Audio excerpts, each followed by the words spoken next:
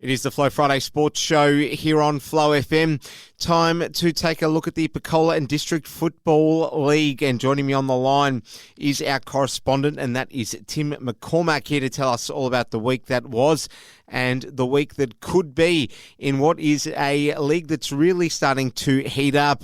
Tim, how are you? Yeah, very well, thanks, mate, and getting ready for another big weekend of footy. That you would be, particularly coming off a devastating 1-point loss last week, Tim. Yeah, look, it was very disappointing. No one to blame but ourselves. We had our chances and couldn't quite get the job done when it mattered. Can you tell us more about the game? So Berrigan, were they good value for their win in the end, or do you think, as you say, you kind of shot yourselves in the foot? Yeah, look, I think it's one that they'd be very happy with their win, and we'll probably be looking at the other side of the coin saying it's one that we let slip. I thought that the way we played for probably half the game showed what we could do, and for the other half we just sort of half went to sleep and let them get on top. And then in the last quarter we closed the gap, but was too little too late with them kicking a point after the siren to snatch a 1-point win. Blighty, they hosted Tungamar, and it was the away side that did it pretty comfortable in the end. 20 goals going the way of Tungamar in this one, 131 to 73.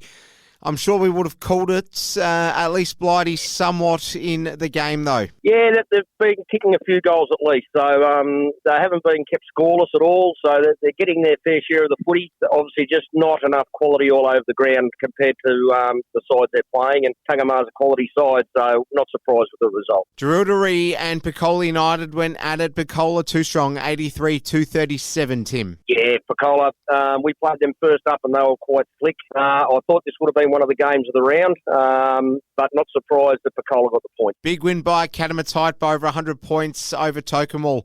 151 to 45, that one finished, Tim. Yeah, Catamatite, they're going to finish in the top two, I think. They've had a couple of really good wins, very hard to beat. They had a bit of a slow start to the season, but really starting to hit their straps now. Katandra hosted the Bombers, 92 to 45, the final score there. Did you see it being, I guess, as comfortable as it was in the end for the Cats? No, I really thought there would have been a kick in this all day. I really thought this would have been probably almost a grand final preview early in the season.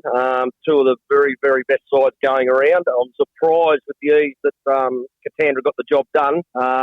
I'm sure Wales will be looking to bounce back next week. What do you reckon was in it in the end? Was it, without sounding disrespectful, was it, loss of players? Or, that's a big win in the end. Yeah, it is. I think Wales have got a couple of injuries, a couple of concerns, and Katandra, a very, very quick young side. So once they get the ball moving, unless you're on your medal, they'll tear you to pieces. It doesn't matter who you are. Denny Rovers, 57 versus Strathmerton 87. A bit of a devastating loss, that one, for the Denny Rovers. Yeah, I think that puts Strathmerton on top of the ladder as well, that win. So yet to be defeated, I believe. So I'm not surprised with that result, with us having Denny Rovers the week before. They're a very, very young side, and they'll find it hard to be consistent throughout the year with such a young group. But they'll be a force in years to come, don't worry about that. But Strathy, too many even players all across the ground. Yarrawaya, in the end, finished with a score of 53 against Rennie's 103. So another decent win here for the away side. But really,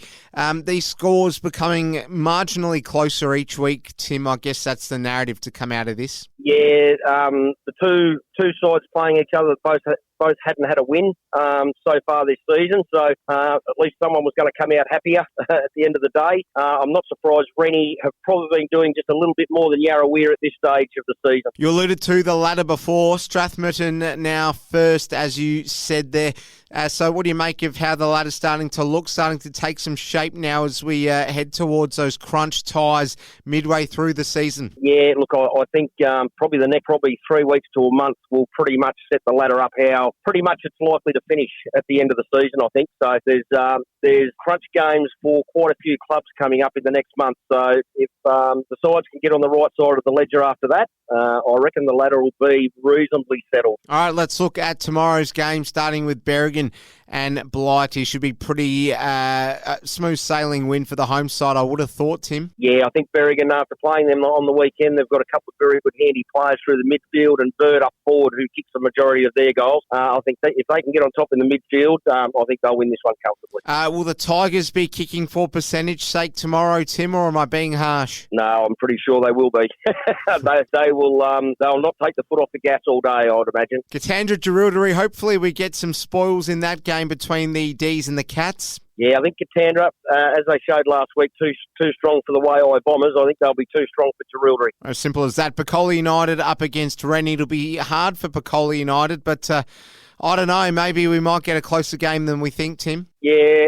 Picola probably should win, but like I've been saying, if Chase Strawhorn, their champion full forward at Rennie, gets enough of the footy, he'll put a bit of a scare up the Blues, but I still think Picola will get the chocolate. All right. We've got your side, Mathara, up against Tokemwall. You're making the trip there to the Recreation Reserve. How are you feeling? Yeah, look, we're pretty confident. We're hoping to have a couple of guys back that we had out last week, which will strengthen us a little bit. The big ground at Toke, we need to be on our mettle. It's probably the biggest ground in the competition, and one of the best surfaces. So if you're prepared to run, you'll get enough of the footy. So it's about how well we work in transition once they've got the ball, I think. The table toppers travelling to Tungamar. How do you feel about that one? Yeah, this will be the game of the round by easily, I think, Strathmerton and Tungamar. I think Strathmerton should get the job done, but I wouldn't be surprised if there was an upset. Bombers v Swans. Katunga look like they should be getting this one done pretty easily. Yeah, look at Katunga versus Waiai. Look, it's another game that could go either way. I think with the way Waiai have been playing the last couple of weeks, their mantle's under threat as the best side in the comp over the last 2 or 3 years. So I wouldn't be surprised with Katunga getting the win. That's where we'll leave it. Tim McCormack, our correspondent out of the Picola and Districts Footy League. Good luck on the weekend, and thanks so much for your time, Tim. All the best. No worries, mate. Thank you.